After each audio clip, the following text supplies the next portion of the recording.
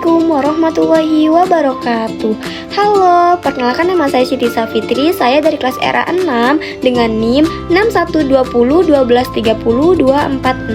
Saya dari program studi manajemen Fakultas Ekonomi dan Bisnis. Di sini saya akan memaparkan materi-materi mata kuliah manajemen koperasi dan UKM yang telah dipelajari sebelumnya.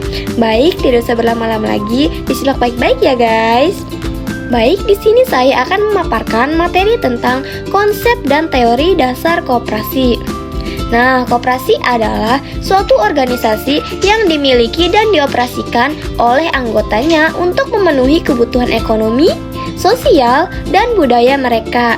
Nah, setiap anggota memiliki hak yang sama dalam pengambilan keputusan dan berpartisipasi dalam aktivitas koperasi.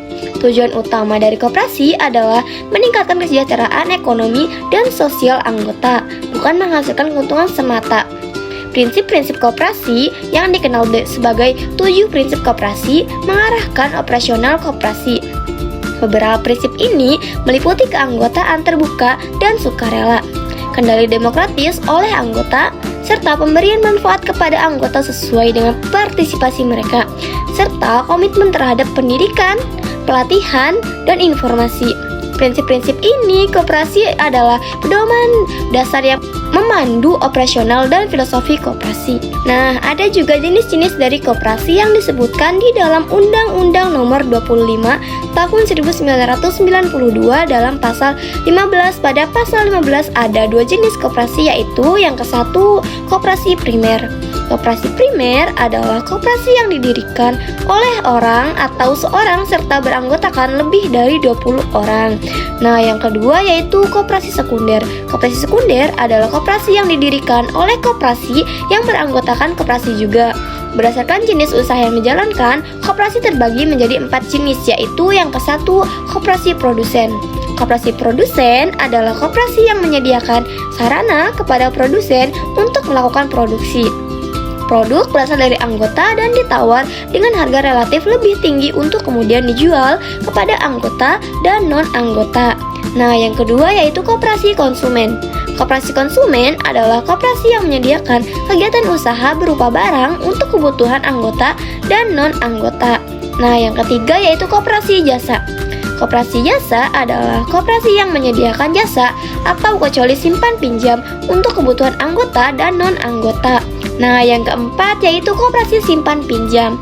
Koperasi simpan pinjam adalah koperasi yang melayani anggota dan non-anggota dengan melakukan jasa simpan pinjam sebagai satu-satunya kegiatan usaha lembaga. Sekarang saya akan beralih membahas materi tentang aspek sejarah perkembangan di Indonesia. Nah, pada abad ke-18 konsep koperasi mulai muncul di tengah revolusi industri di Eropa yang membawa perubahan besar pada sistem ekonomi dan sosial. Ketimpangan sosial yang meningkat mendorong masyarakat mencari cara untuk memenuhi kebutuhan hidup secara kolektif. Nah, Robert Owen pada tahun 1771 sampai 1858, seorang pelopor koperasi dari Inggris yang dikenal sebagai Bapak Koperasi Dunia, ia mendirikan komunitas kerja sama di Nieuw-Wanaert, Skotlandia, yang berbasis pada prinsip saling membantu. Pada tahun 1844, kelompok pekerja tekstil di Rothschild, Inggris mendirikan Rochdale Society of Equitable Pioneers, koperasi pertama yang menjadi model dasar koperasi modern. Mereka menetapkan prinsip-prinsip koperasi yang kemudian dikenal sebagai prinsip Rothschild. Nah, penyebaran koperasi ke seluruh dunia juga ada sejarahnya, yaitu di Amerika Serikat, koperasi mulai berkembang pada akhir abad ke-19, terutama di sektor pertanian, sebagai respon terhadap kebutuhan petani untuk memasarkan produk mereka secara kolektif. Nah, sedangkan di Asia, konsep koperasi diperkenalkan oleh penjajah Eropa ke negara-negara seperti India, Indonesia, dan Filipina dengan tujuan membantu petani kecil dan pekerja lokal. Nah, dan di Afrika, koperasi diperkenalkan oleh negara-negara kolonial, namun baru berkembang signifikan setelah kemerdekaan negara-negara di benua ini. Berbeda lagi pada era modern pada abad ke-20, koperasi berkembang di berbagai sektor termasuk konsumsi, produksi, keuangan, dan perumahan. Nah, organisasi internasional seperti International Cooperative Alliance atau disingkat jadi ICA yang didirikan pada tahun 1895 menjadi wadah bagi gerakan koperasi global.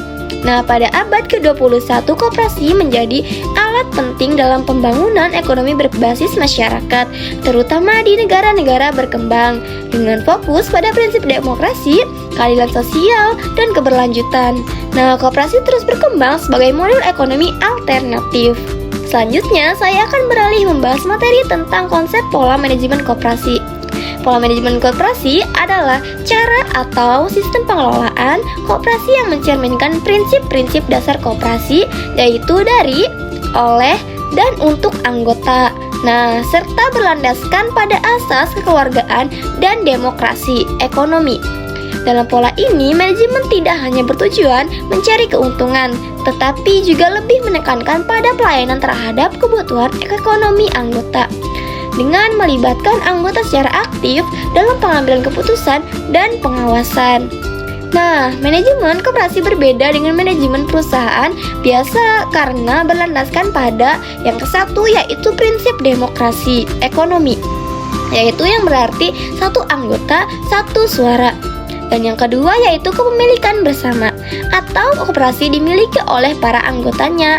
Dan yang ketiga yaitu keuntungan untuk anggota yang berarti SHU, yang berarti sisa hasil usaha. Dibagikan berdasarkan partisipasi anggota, bukan jumlah saham. Dan manajemen koperasi umumnya terdiri dari yaitu yang kesatu, rapat anggota, artinya pemegang kekuasaan tertinggi. Ia menentukan kebijakan umum dan memilih pengurus. Nah, yang kedua yaitu pengurus koperasi. Pengurus bertanggung jawab atas operasional harian koperasi dan dipilih oleh anggota. Yang ketiga yaitu pengawas. Pengawas mengawasi kerja pengurus dan keuangan koperasi yang bersifat independen. Dan yang keempat yaitu manajer dan staf operasional.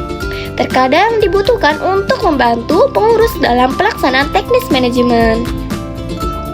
Nah, ada juga tantangan tersendiri dalam manajemen koperasi, yaitu yang kesatu, kurangnya profesionalisme dalam pengelolaan.